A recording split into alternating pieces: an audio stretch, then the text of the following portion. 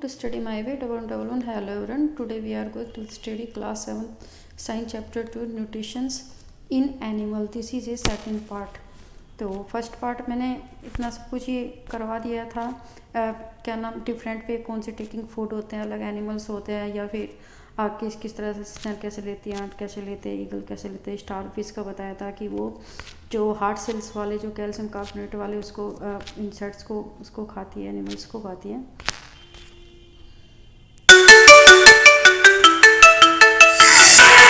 ये digestion human में क्या क्या होता है, बगल कैविटी होती है इसमें, और इसमें ऑक्सोफेगस स्टोमक होता है, हमारे small intestine, large intestine, anus होता है, एलिमेंट्री कैनाल्स होता है, माउथ और बगल कैविटी के बारे में देखा था हमने, मिल्क टीथ, और जो हमारे पहले वाले जो जन्म के टाइम होते हैं तो मिल्क टीथ होते हैं और परमानेंट जब पूरी लाइफ चलते हैं। फिर 3 तरह के इसमें हम 4 तरह के वो देखे थे हमने।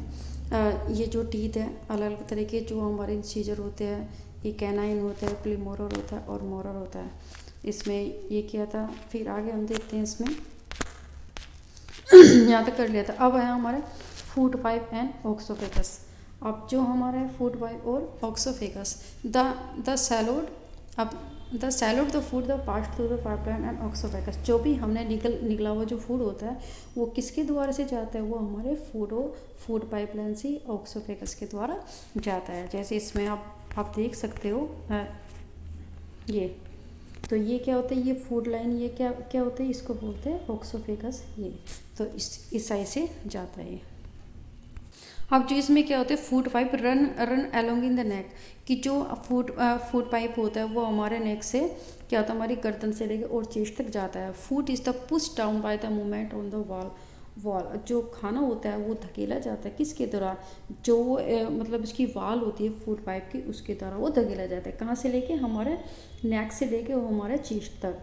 फिर हमारा actually the movement in the take place throughout elementary canals, और जो पूरा जो मूवमेंट होता है हमारा वो एलिमेंट्री कैनाल से होते हैं। जो भी इसके पार्ट्स होते हैं, जैसे हमारा बगल कैविटी हो गया, ऑक्सोफेगस हो गया, स्मॉल इंटेस्टाइन हो गया या फिर लार्ज इंटेस्टाइन, सारे हमारे एलिमेंट्री कैनाल्स होते हैं। And the push the food downward the 2.4, और ये क्या चला जाता है, फिर ये फूड नीचे की साइड में चला जाता है। अब देखो जैसे ये इसमें गया, ये इससे गया, तो ऑक्सो कहते हैं ऑक्सोफेगस, माउथ से यहाँ से गया, फिर ऑक्सोफेगस लाइन है, फिर किस में जाएगा, ये हमारा जाएगा स्टोमक में जाएगा। फिर हमारा स्टोमक से जाएगा, ये स्टोमक से गया, स्टोमक से फिर स्मॉल इंटेस्टाइन, और जब स्मॉल इंटेस्टाइन में इसमें वो जाएगा, फिर किससे जाएगा, ये हमारे लार्ज इंटेस्टाइन में जाएगा, फिर हमारे रेकम में जाएगा और रेकम से एनस में जाएगा, और फिर यहाँ तक जाके फिर ये क्या होगी, जो मतलब सॉलिड्स पार्ट है वो हमारे क्या होगा, रिलीज हो जाएंगे हमारे इससे बॉडी से। अब इसके बाद में क्या होता है कि at the time the food is not accepted by the are stomach. जब हमारा जो खाना है वो मतलब स्टोमक के द्वारा नहीं लिया जाता, जैसे हम ज़्यादा खा लेते हैं तो क्या हो जाता है, हमारा वॉमिटिंग हो जाता है। And recall instant where you are vomited after in the eating and the thing the reason for it. क्या आप रिकॉल, आपको याद है कि कोई कब आपको उल्टी लगी थी, जब आपने आप मतलब खाने के टाइम में जब आपने खाना खा दिया उसके बाद में, तो उस चीज़ का क्या रीज़न था, discuss with in the parents teacher. आपको डिस्कस करना पेरेंट्स और अपने टीचर से। अब आया हमारा stomach. Stomach is the thick wall the bag. Stomach एक मोटी दीवार वाला बैग की साइड से, बैग की तरह से होता है। It is the shape is the like in the fatten J, और उस फैटन जे, और किस टाइप से होते हैं, जिसकी शेप देखे तो फैटन जे की साइड होते हैं। It is the wide part of alimentary canal. जो एलिमेंट्री कैनाल होता है, जो भी हमारा जो फूड पाइप के द्वारा और डाउनवर्ड में जो भी हमारा खाना जाता है तो एनस तक, तो वो सब क्या होता है, ये इसके बीच में सबसे बड़ा पार्ट होता है, स्टोमक होता है। The receive food from the food line at the end and open into the small intestine other. ये क्या होता है कि जो फूड पाइप का वहाँ पे एंड होता है, और उससे क्या बात होती है कि जो स्मॉल इंटेस्टाइन होती है वहाँ से वो स्टार्ट हो जाती है। जैसे ये हमारी ये फूड पाइप है, ये ऑक्सोफेगस है, या तो फिर जाएगा जो खाना किसमें, स्टोमक में जाएगा, और इस स्टोमक से फिर किस में जाएगा, स्मॉल इंटेस्टाइन में जाएगा। तो किसका एंडिंग पॉइंट है फूड पाइप का, तो ये यहाँ से देखो एंडिंग पॉइंट है, और स्मॉल इंटेस्टाइन का ये क्या होता है, मतलब स्टार्टिंग पॉइंट होता है। और ये किस शेप में होता है, देखो ये आप देखें तो इस तरह भी जे की शेप में होता है। अब देखो इसमें कि जो इनर लाइनिंग होती है स्टोमक की, वो सिक्रेट्स करती है म्यूकस को, हाइड्रोक्लोरिक एसिड्स को और हमारे डाइजेस्टिव जूस को। तीन तरह से टाइप करते हैं। म्यूकस तो प्रोटेक्ट करता है, जो लाइनिंग होती है स्टोमक की उसको प्रोटेक्ट करता है, उसकी रक्षा करता है। एसिड क्या होते हैं, क्लोरिक जो एसिड होते हैं वो बहुत सारे बैक्टीरियाज को मारती हैं जो हमारे खाने के साथ एंटर हो जाते हैं बॉडी में। और मीडियम बनाती है, क्या बनाती है कि स्टोमक एसिड इसको रिलीज़ करती है।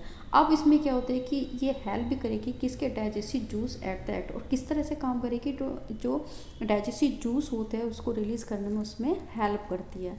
डाइजेस्टिव जो जूस होता है वो टूट जाता है प्रोटीन में, और प्रोटीन फिर इस सिंपलर सब्सटेंसेस में टूट जाता है, क्योंकि प्रोटीन एक कॉम्प्लेक्स सब्सटेंसेस होते हैं जिससे हमारी बॉडी इसको पूरी तरह से पचा नहीं पाती, इसलिए वो क्या हो जाती है, छोटे छोटे सब्सटेंसेस में वो टूट जाते हैं। अब आता है हमारा स्मॉल इंटेस्टाइन। इससे पहले हम थोड़ा सा इसमें इसको फिगर को देख लेते हैं ताकि आपको समझने में आसानी हो। अब ये देखो, ये हमारा फूड पाइप है जिसको ऑक्सोफेगस बोलते हैं। यहाँ से क्या हो जाता है, हमारा स्टोमक स्टार्ट हो जाता है और ये स्कैंडिंग पॉइंट हो जाती है। यहाँ से स्मॉल इंटेस्टाइन में क्या होता है, खाना जाता है। फिर हमारा क्या है स्मॉल इंटेस्टाइन में, अब क्या होता है कि ये क्या होता है कि जो लीवर से जो भी जूस निकलता है उसको भी रिसीव करती है स्मॉल इंटेस्टाइन। फिर इसके साथ क्या होता है कि जो पैनक्रियाज होता है इससे भी जूस रिलीज होता है, उससे जाती है, और वो खुद की भी उसकी वाल्स होती है वो भी खुद जूस को रिलीज़ करती है ताकि हमारा खाना वो डाइजेस्ट हो सके। अब ये जो लीवर है, लीवर में एक गाल ब्लैडर होता है जिसमें क्या होती है, बाइल जूस होती है, थैली की तरह इसमें लगा होता है, जो हमारी फैट को क्या करती है, हमारी एब्सॉर्ब करती है। अब इसमें जो स्मॉल इंटेस्टाइन है इससे क्या हो जाएगा, खाना किस में, लार्ज इंटेस्टाइन में जाएगा, और इसके बाद किस में जाएगा, फिर रैकम में जाएगा, और रैकम से बाद में फिर वो एनस में जाएगा। तो यही हमारा पूरा जो ह्यूमन डाइजेस्टिव सिस्टम होता है। तो इसमें ये चीज़ है, जब हम इसको पढ़ लेंगे तो आसानी से हम इसको, अब हमारा है स्मॉल इंटेस्टाइन, हमने इसको फिगर कर लिया, अब इसको आसानी से समझने में हमें आसानी हो जाएगी, दिक्कत नहीं होगी इसको। The small intestine the highly cold, जो स्मॉल इंटेस्टाइन होती है वो काफ़ी हाईली कोल्ड होती है, इस तरह से ऐसे लपेटे से होती है। फिर ये लगभग 7.5 मीटर्स लंबी होती है। ये क्या करती है, it receive the secretion from the liver, से जो भी जूस आएगा उसको रिसीव करती है, पैनक्रियाज से लेगी, और उसके साथ जो उसकी वाल्स होती है वो भी जूस को रिलीज़ करती है। अब इसमें क्या होता है कि जो लीवर हमारी रेडिश ब्राउन ग्लैंड की तरह होता है, जो हमारे अपर पार्ट में, जो अपर पार्ट के राइट हैंड साइड में कहते हैं, upper parts of the abdomen of the right hand side, upper part के राइट हैंड साइड में वो क्या लगाता है, हमारा लीवर फिक्स होता है। It is was the large gland, कहते हैं ना कि फिर इसमें क्या होता है कि it is the large gland of body, जो भी हमारी जो लीवर रहती है, लीवर की जो ग्लैंड होती है वो सबसे बड़ी पार्ट होता है हमारे बॉडी का। It secretes the bile juice, वो क्या करती है, पाइल जूस को सिक्रेट्स करती है और स्टोर रहती है हमारे गाल ब्लैडर में, एक थैली की तरह। जैसे मैंने आपको बताया था ना कि इस तरह से लीवर में यहाँ पे कुछ इस तरह से लगा होता है, तो गाल ब्लैडर में ये पाइल जूस क्या होती है, एक सैक की तरह, एक थैली की तरह वो लगी होती है, एक थैली की तरह लगी होती है। जो biles play an important role में डाइजेशन ऑफ द फैट, जो भी फैट होता है, जो भी खाने के रूप में हमारा जो फैट रिलीज होता है उसको डाइजेस्ट करने में ये हेल्प करती है। फिर हम जो पैनक्रियाज होते हैं वो सबसे लंबी क्रीमी कलर की होती है, ग्लैंड होती है, जो जस्ट हमारे स्टोमक के नीचे होती है। इस तरह देखो, ये तरह का बना होता है ना, तो यहाँ पे होती है पैनक्रियाज।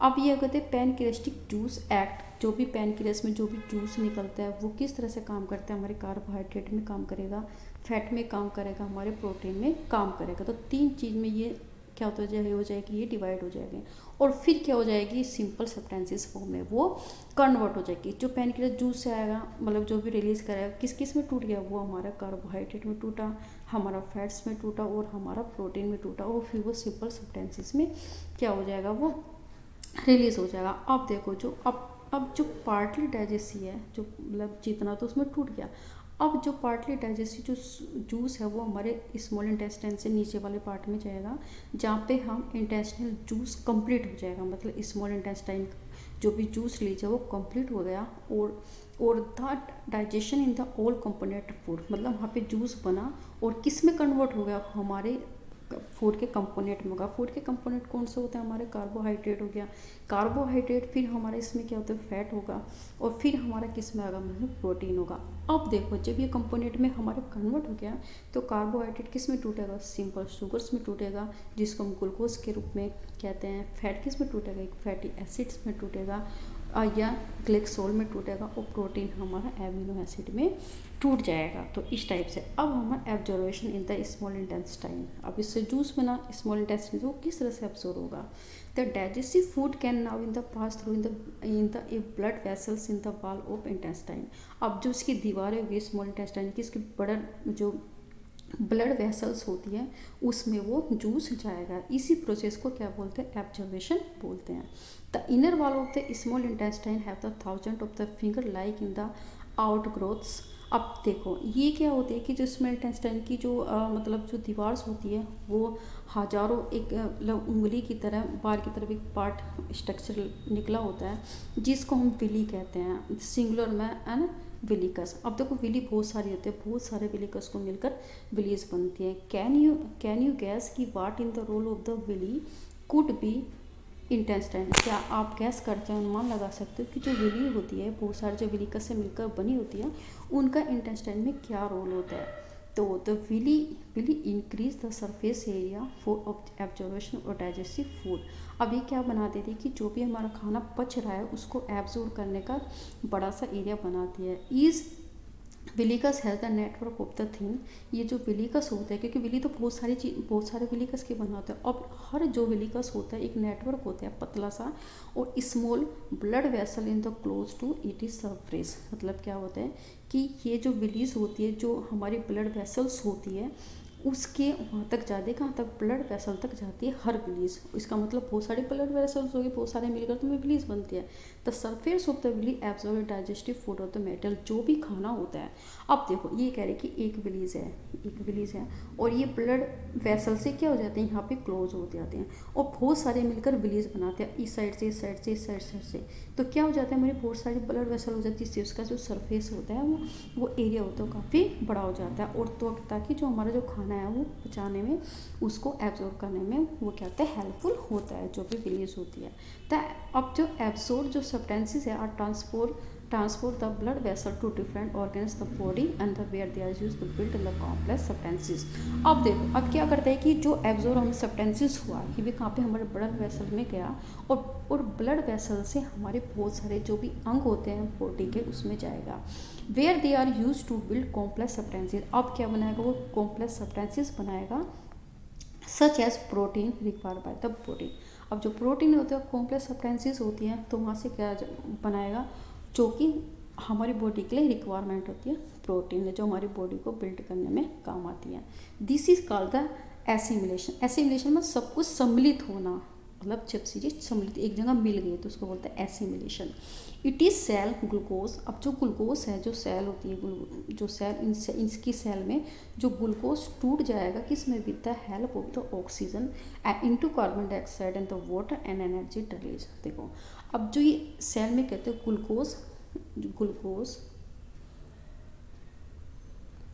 ग्लूकोज किसकी हेल्प से, हमारी ऑक्सीजन की हेल्प से। और एक्स किस में टूटेगा, हमारा कार्बन डाइऑक्साइड में टूटेगा, वाटर में टूटेगा और एनर्जी में टूटेगा, क्योंकि हमें जब हम खाना होता है तो हमें एनर्जी मिलती है। The food are remain undigested. जो भी जब देखो कुछ तो जो मतलब जो ग्लूकोज है वो किस में टूटेगा, ऑक्सीजन की हेल्प से कार्बन डाइऑक्साइड में टूटा, वाटर में टूटा और एनर्जी में टूटा। अब इसके बाद में जो भी खाना बच गया रिमेन अनडाइजेस्टेड, जो अपचा वाला खाना होता है अनएब्जॉर्ब, जो एब्जॉर्ब हुई है वो हमारी लार्ज इंटेस्टाइन में जाएगा। तो यहाँ से हमारे क्या हो जाते हैं बहुत सारी चीज़ें मिल जाती हैं हमको। अब खाना है जो भी अनडाइजेस्टेड जो अब बिना पचा हो जाएगा वो हमारा गया लार्ज इंटेस्टाइन में। The large intestine is the wide shorter than the small intestine. ये क्या होता है कि है तो होती तो लंबी चौड़ी होती है लेकिन वो किससे होती है, मतलब स्मॉल इंटेस्टाइन से चौड़ी होती है, लेकिन वैसे वो छोटी होती है क्योंकि उसकी जो मीटर है हमारा 7.5 मीटर है जो हमारी स्मॉल इंटेस्टाइन होती है, लेकिन ये हमारे 1.5 है लेकिन इससे चौड़ी है।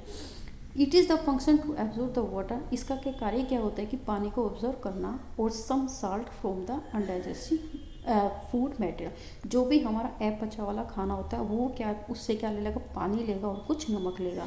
The remaining waste passed into rectum and the remain they are the semi solid in the faeces. अब ये जो रिमेनिंग गया ये किस में, हमारा रैकम में गया और रैकम से किस में जाएगा, कुछ हमारे सीमी मतलब सेमी सॉलिड फेसिस में जाएगा, सब्सटेंसेस में जाएगा। मतलब फेसिस का मतलब होता है जो बॉडी को हार्म पहुंचाता है, वो सब्सटेंसेस होगा। द फैकल the material remove from the NS. अब जो फैकल मतलब पार्ट होता है वो हमारे एनएस से निकल जाएगा। From time to time they are the injection. तो किसको बोलता है? इंजेक्शन। तो इंजेक्शन का मतलब क्या होता है कि जो भी हमारे हार्मफुल पार्ट होता है हमारी बॉडी से रिलीज होती हैं तो हमारा इंजेक्शन होता है, इंजेक्शन होता है। और इंजेक्शंस का मतलब क्या होता है, जब हम पहले पढ़ा तो उसमें बोलता है कि बॉडी में जो भी हमने खाने के लिए बोलता है। और इंजेक्शन का मतलब, इसमें आपको कंफ्यूज होना है, इंजेक्शन का मतलब बॉडी से हार्मफुल मटेरियल वो निकल जाना, और इंजेक्शन का मतलब हम उसको रिसीव करना। अब आगे आते हैं हमारा digestion in the grass eating animal, कि जो ग्रास खाते हैं एनिमल्स वो उसका डाइजेशन सिस्टम किस टाइप से होता है। Have you observed the cow, buffalo, and other in the grass eating the animal chewing the continuously when they are not eating? क्या आपने कभी ऑब्जर्व देखा है गाय को, बुफेलो भैंस को, या फिर दूसरे तरह के जो घास खाते हैं एनिमल को, वो कंटिन्यूसली चबाते रहते हैं जब वे खाना नहीं खा रहे होते हैं। Actually they are quickly the shallow in the shallow the grass and storage is the part of the stomach like the rumen। ये क्या होता है कि जब वो खाना जो घास होती है वो निगल लेते हैं तो वो उसके पार्ट में, उसमें पेट में चला जाता है, इसको हम रुमेन कहते हैं। Here the food get the partly digestive. इसमें क्या होता है कि जो वो खाना होता है वो पार्टली डाइजेस्टिव हो जाता है, जिसको हम कर्ड बोलते हैं। मतलब उसने निकला, मतलब जो भी घास खाती है वो ऐसे ऐसे एकदम उसने निकल गया, तो निकल के पार्टली तो डाइजेस्ट हो, लेकिन पार्टली जाके उसमें किस में चला गया, बाकी का वो उसमें स्टोमक में चला गया। जो पार्टली डाइजेस्टिव हुआ खान, मतलब इसका जो घास, उसको कर्ड बोलेंगे। But the later the cud return to mouth. लेकिन इसके बाद क्या होगा कि जो कर्ड होगा वो दोबारा उसके मुंह में जाएगा, किसके में, लम्ब के रूप में, ढेले के रूप में या एक गांठ के रूप में। एंड एनिमल द ची, और एनिमल क्या करेगा, उसको चबाएगा। This process is the called the rumination. इस प्रोसेस को रूमिनेशन बोलते हैं। And this animal are the ruminants. जिस तरह के जो एनिमल्स होते हैं इस तरह के घास को मतलब पहले सोलो करेंगे और फिर उसको बाद में चबाएंगे तो उसको रूमिनेट्स बोलते हैं, और इस तरह की प्रोसेस है रूमिनेशन बोलते हैं। Grass is the rich of the cellulose. वो ग्रास होती है उसमें काफ़ी मात्रा सेलुलोज की होती है। एक टाइप हो किस टाइप का होते हैं वो भी एक कार्बोहाइड्रेट की तरह होता है। द रूमेट जो भी इस तरह के खाने को खाते हैं, रूमिनेशन, इस प्रोसेस को रूमिनेशन बोलते हैं। और जो इनको खाते हैं उनको हम रूमिनेट बोलते हैं, जिसमें हमारे कैटल आ जाएगा, हमारा डियर आ जाएगा, हमारे बुफेलो आ जाएगी, और दूसरे तरह के ग्रास खाने वाले एनिमल्स आ जाएंगे। बैक्टीरिया प्रेजेंट इन रूमेन, जो भी बैक्टीरिया होते हैं हमारे रूमेन में प्रेजेंट होते हैं और जो हेल्प करते हैं उस सेलुलोज को चबाने में, उसको डाइजेस्ट करने में। Many animals include human can not be digest the cellulose. वो क्या होता है, सेलुलोज को डाइजेस्ट नहीं करते, जिसमें ह्यूमन भी होता है, तो ये इसको नहीं कर सकते। ये कैपेबिलिटी किस में होती है, एनिमल्स में होती है। एनिमल्स जैसे हमारा हॉर्स है, हमारा घोड़ा है, हमारा किसमें खरगोश है, तो इस तरह के एनिमल्स होंगे। Have in the large in the sac like structure called the caecum between the oesophagus and the small intestine. अब इसमें क्या होता है, एक मतलब जो इनके बॉडी में क्या होता है कि बड़ा सा एक थैला होता है जिसको हम कैकम बोलते हैं, और जो ऑक्सोफेगस मतलब जिस तरह से खाना आया, और जो हमारा स्मॉल इंटेस्टाइन में आएगा जो भी आएगा, तो इसके बीच में जो एक थैले टाइप में होता है, तो इस तरह के स्ट्रक्चर को क्या बोलते हैं, कैकम बोलते हैं। ऑक्सोफेगस और स्मॉल इंटेस्टाइन के बीच में होता है। तो पूछा जा सकता है कैकम किस किस के बीच में होता है, तो ऑक्सोफेगस या फूड पाइप कहते हैं, या स्मॉल इंटेस्टाइन के बीच में होता है। The cellulose of the food is digested here by the action the certain bacteria which is not present in the human. जो सेलुलोज को मतलब खाने को डाइजेस्ट करने की जो कैपेसिटी होती है वो उसमें एक कुछ बैक्टीरिया होते हैं जो ह्यूमन की बॉडी में नहीं होते, इसलिए हम घास नहीं खा पाते। तो so far you have the learn about the animal.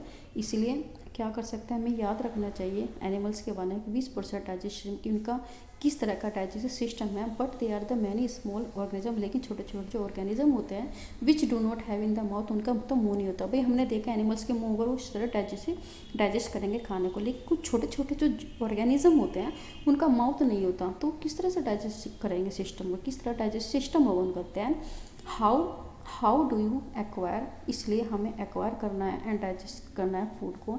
It's secretion below you have the learn another the interesting way of food. अब हम देखेंगे दूसरे तरह के इंटरेस्टिंग जो फूड होते हैं वो किस तरह से मतलब खाने को लेते हैं। तो इनको देखेंगे आगे। अभी हम इसमें दो एक तरह से हमारे बॉक्सेस हैं उसको देख लेते हैं पहले। अब इसमें एक बॉक्स देखते हैं। इसमें दिया है the working of the stomach, किस तरह से जो हमारा पेट है वो किस तरह से काम करता है। But discover by the a strange accident, ये किस तरह कब खो जाएगा, जब एक काफ़ी बड़ा एक्सीडेंट हुआ था। In the 1822 a man name the Alexis Stander Martin, जो एक नेम के आदमी थे एलेक्सिस स्टैंडर मार्टिन था, वो काफ़ी तरह से हिट हो गया था, मतलब जो गन की गोली से काफ़ी बुरी तरह से वो हिट हो गया था। तो द बुलेट है the seriously damage in the A chest wall, जो बुलेट थी उसने काफ़ी बुरी तरह से डैमेज कर दी थी उसकी छाती की दीवार को। And the make a hole of the stomach, और उसके पेट में क्या बन गया था, एक छेद बन गया था। He was the board to America army doctor in the William Beaumont, और उसको कहाँ पे लाया गया, अमेरिकी आर्मी के डॉक्टर थे विलियम बेमोंड के पास उसको लाया गया। The doctor in the save in the patient, doctor ने उसको पेशेंट को बचा लिया। But he could not close the hole in the property left in the bandage, और उसने क्या किया कि उस होल को जो भी था उसमें छाती में बन गया था उसको वो क्लोज नहीं कर पाए, उसको बंद नहीं कर पाए। एंड लेफ्ट इट, लेकिन उसको छोड़ दिया सी बैंडेड करके, पट्टी बांध के। Beaumont took it is the great opportunity, जो बेमोंट था आर्मी का डॉक्टर था उसके पास काफ़ी बड़ा अवसर था ताकि वो देख सके कि जो स्टोमक हमारे पेट के अंदर क्या क्या चीज़ हो रही है, किसके द्वारा जो भी होल हुआ है। He made some wonderful observation, उसने काफ़ी वंडरफुल ऑब्जर्वेशन देखे उसमें। बेमोंट फाउंड द, जो बेमोंट थे जो डॉक्टर थे उन्होंने पाया stomach was the churning food, जो स्टोमक होता है वो क्या करता है, उसमें जो खाना होता है वो चर्निंग होता रहता है, घूमता रहता है। इट इज़ वाल द सिक्रेटेड ए फ्लूइड, और उसमें क्या होता है कुछ एक फ्लूइड की तरह, एक लिक्विड की तरह वो रिलीज होता है। Which could be digestive food, जो क्या पार्ट होता है वो जो खाने को डाइजेस्ट किया हुआ है। ही also observe that end of stomach open into the intestine, और ये देखे कि स्टोमक का जो आखिरी पार्ट था वो स्मॉल इंटेस्टाइन ओपन होता है only after digestive food inside the stomach complete, जब हमारा जो खाना होता है स्टोमक का, देखो यहाँ पे फूड पाइप हुआ, यहाँ पे स्टोमक हुआ, तो यहाँ से क्या होता है स्मॉल इंटेस्टाइन स्टार्ट हो जाता है। तो इसका मतलब क्या होता है कि वहाँ पे जो खाना पूरी तरह से डाइजेशन वाला सिस्टम कंप्लीट हो गया है स्टोमक का। अब इसमें एक बॉक्स हो रहा है डायरिया, इसको और पढ़ लेते हैं। Sometime you may have the experience the need to pass partly the stool frequently, जब आपने कभी भी एक्सपीरियंस किया होगा, जब आपको क्या हुआ काफ़ी लूज मोशन हो गए तो this is the condition is like diarrhoea, इसको डायरिया बोलता है। इट मे बी द कोसिस बाय द इन्फेक्शन, किसके कारण से होता है, इन्फेक्शन के कारण। And food poisoning the indigestion, जो इनडाइजेशन होता है, जो हमारा मतलब जैसे हमारे एसिडिटी बन जाती है, इंजेक्शन या हमारे कोई खट्टी खट्टी डकारें आती हैं तो उसके कारण से हमें डायरिया हो जाता है। It is very in the common India, वो हमारे इंडिया में सामान्य है। पर्टिकुलरली अमाउंट द चिल्ड्रन, ज़्यादातर किस में होता है, बच्चों में होता है। Under in the serve condition it can be in the fatter, ये काफ़ी मतलब ये घातक भी हो सकता है। This is the causes of the excessive loss of the water and the salt from the body, क्योंकि सबसे ज़्यादा अगर क्या हो जाता है इससे पानी लॉस हो जाता है और नमक लॉस हो जाता है हमारी बॉडी से। Diarrhoea should not be neglected, हमें इसको लापरवाही से नहीं लेना चाहिए। Even the before it the doctor is the consultative, हमें कम से कम क्या हो जाए उसकी डॉक्टर की सलाह लेकर लेनी चाहिए पेशेंट को लेकर। और should be in the प्लेंटिफुल boiled water and the cool water with A pinch of the salt and the sugar Dassault, और हमें अब पेशेंट्स को क्या देना चाहिए, ज़्यादा कर ज़्यादा पानी देना, उबला पानी या ठंडा पानी देना चाहिए, और उसमें एक पिंच साल्ट की और शुगर को डिसॉल्व करके देना चाहिए। This is the called in the oral rehydration solution, इसको बोलते हैं ओरल रिहाइड्रेशन सॉल्यूशन या ORS को भी बोलते हैं, ताकि जो भी हमारे लॉसेस हुआ है, हमारे साल्ट का लॉसेस हो, वाटर का लॉसेस हो बॉडी से, वो क्या हो जाए दोबारा रिग्रेन हो सके। अब feeding and digestion in the amoeba, किस तरह से वो फीड होगा, खाना किस तरह से वो खाएगा और किस तरह से उसको पचाएगा। तो amoeba is the microscopic single cells organism, जब जो अमीबा होता है वो बहुत ही छोटा सिंगल सेल ऑर्गेनिज्म होता है और कहाँ पे पाया जाता है, मोस्टली पॉन्ड वाटर में पाया जाता है। अमीबा है द सेल मेम्ब्रेन, अमीबा के पास एक सेल मेम्ब्रेन है, एक राउंडेड है, एक गोलाकार है, एक काफ़ी न्यूक्लियस गहरे गहरे उसमें न्यूक्लियस हैं और बहुत सारे बबल्स के टाइप में वैक्यूलस है। और किस में, उसके उसके साइकोप्लाज्म में। तो हम इस पर एक को देख लेते हैं। जैसे ये इसकी साइड से मतलब ये क्या होता है, सेल मेम्ब्रेन का मतलब जो उसको बाहरी पार्ट से अंदर पार्ट से उसको सेपरेट्स करता है। न्यूक्लियस इस टाइप से ये है, ये न्यूक्लियस होता है इधर इस साइकोपोडियम।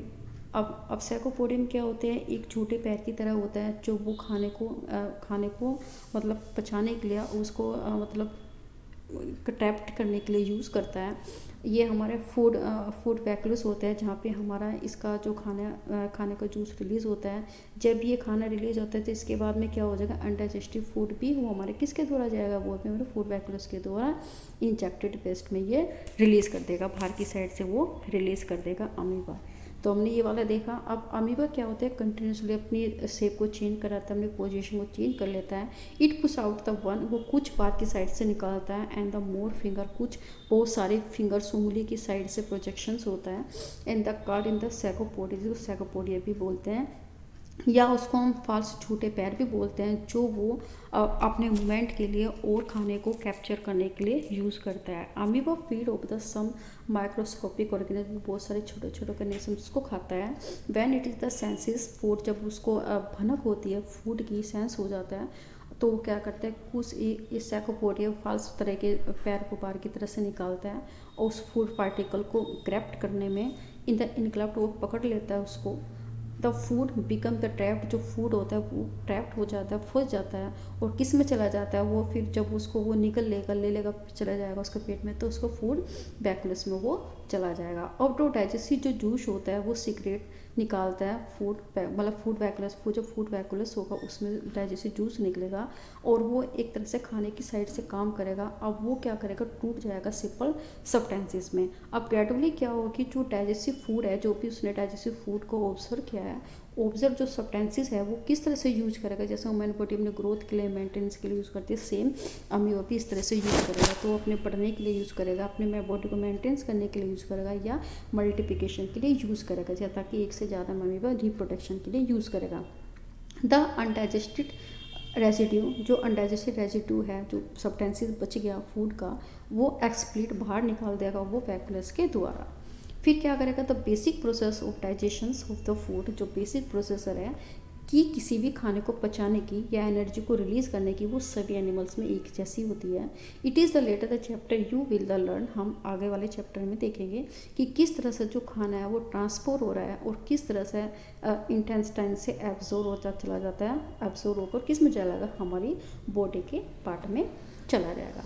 तो ये चैप्टर पूरा कंप्लीट हो गया। यदि आप इसमें नए हो तो चैनल को सब्सक्राइब कीजिए, ताकि मैं आगे आपको और भी क्या नाम वीडियो बना सकूँ। मैंने महाभारत की स्टार्ट किया, आप जाके देख सकते हैं, डिस्क्रिप्शन बॉक्स में आपका लिंक मिल जाएगा, तो आप जाके उसको देख सकते हैं। तो मिलते हैं आपको नेक्स्ट चैप्टर के साथ, तब तक के लिए अपना ध्यान रखिए। Thank you for watching.